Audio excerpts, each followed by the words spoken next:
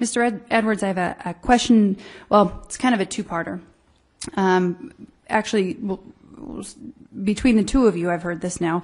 But Mr. Miller, your testimony stated that Rialto purchased the 5,500 distressed loans with an unpaid balance of $3 billion, with purchase price of 1.2.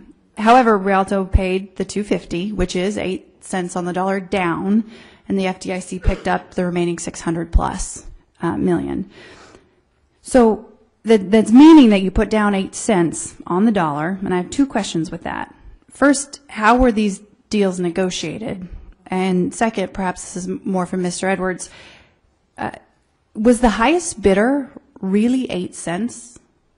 I mean, I do have folks in my neck of the woods who maybe couldn't have hit the whole 100%, but they could have hit 60 cents, they could have hit 80 cents. But was the highest bidder really 8 cents? Well, first of all, I'll answer your question on the bidding. These transactions are widely marketed. As I was indicating before, we have a pre-qualification process. In the case of the two Rialto deals, there were 16 bidders and 42 bids on the first deal that they bought from us. They were the highest bidder. In the second deal, there were 11 bidders and 18 separate bids, and they were the highest bidder. This is a very competitive process. So 8 cents was the highest bid? I think the issue here is what they bid is a dollar amount for the percentage equity that they're getting in the LLC. In this case, it was 40% of an LLC with loans that are worth $1.2 billion. They paid... Worth on paper? No, worth with regard to our financial advisor's estimate. Worth $1.2 billion. They paid $243 million for their 40% share of the equity portion of the deal. 50% of the deal was debt, 50% was equity.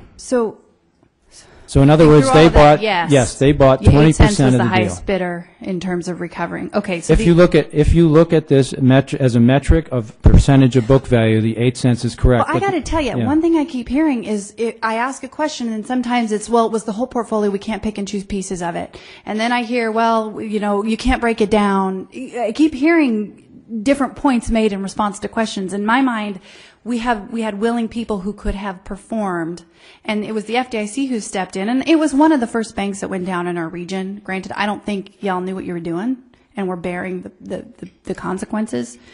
But with that, we'll keep going. Thank you, Mr. Chairman. Mr. Chairman.